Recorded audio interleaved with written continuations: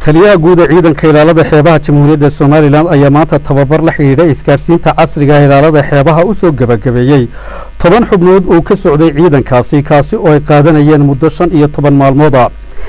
tababarkan oo lagu soo gabagabeeyay magaalada Hargeysa waxa isgaarsiintan lagu tababaray ciidanka oo ah mid la jaan qaadaysa isgaarsiinaha casriga ee ilaalada xeebaha caalamka isla markaasina si fudud u saadaysa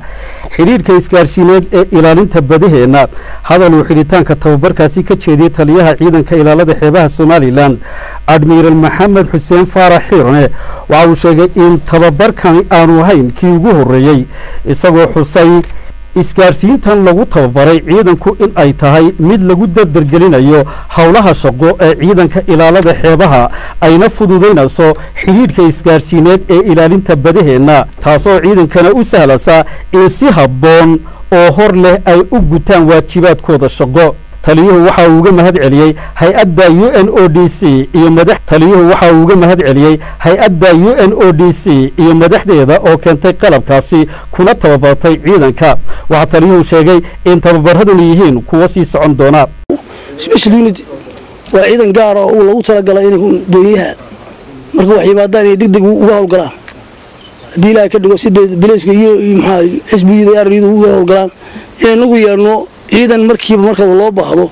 degdeg u jawaabi kara oo si fiican u tababar waan laga ballan qaaday in noo bilaabo tababarka hadii la ka dhigo ciidankan waxaan ka soo ururin doonaa fadhiyada iyo wixii loo kordhiyo hadii mataqaana la gaari waayna ka hor fadhiyada laga soo ururin doonaa dabadna wuxuu noo tababari doonaa ciidan fadhiyada dhanka u gala oo noqda kuwa markiiba markuu dhacaan ayaa inoo keenay si degdeg u jawaaba oo dhar gaar ah leh astaan gaar ah leh laakiin noqda ciidanka badda ونقضى عينك لبنت هو عينك دق يرى في عن ومتغنى أوله إنك تشوفه وحكمين شكلها. سركال كسره وكسودي هيدا UNODC مستر عبد الله أيها يسقونا وحاول تلمامي تبرهدني إن أيهن كو استبصعدا أو كلهر سرية وعنو تلمامي تبرهدي هراء عيدا كسوقاتين مهمة دايليهن. ما أنت وادقران كرتان هل كاتسوق قاعدين وحدودي كرتان إن يدون هكتان والله اللي كرتان مراكبته isaga gudbaysa gacanka cadmeed waxaad awoodi kartaan inaydun badbaado iyo baadhis dadka ay siin kartaan waxaad awoodi kartaan wax alla wixii sharciga Soomaaliland u dhigayo inaad dalkiina iyo dadkiina u qabataan ee kaga imanaya dalka lidku aad dibadda inaydun ka hortagi kartaan taasi ma macnaheedu halkaas ay ku joogtaa laakiin waxa weeyaan waxyaabaha xafiiska uu qabto run ahaantiina maanta halkan aynu fadhino waxa kamid ah maaha qaybtan qaybo kale oo kala duwan ayaa ayaguna ka socda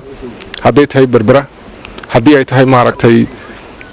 saylac haday tahay mayd haday tahay xiis ciidan kasta halku fadhiyo ayaa waxay tahay in inta maanta halkan lagu qabtay in leeg ayagana loo qabto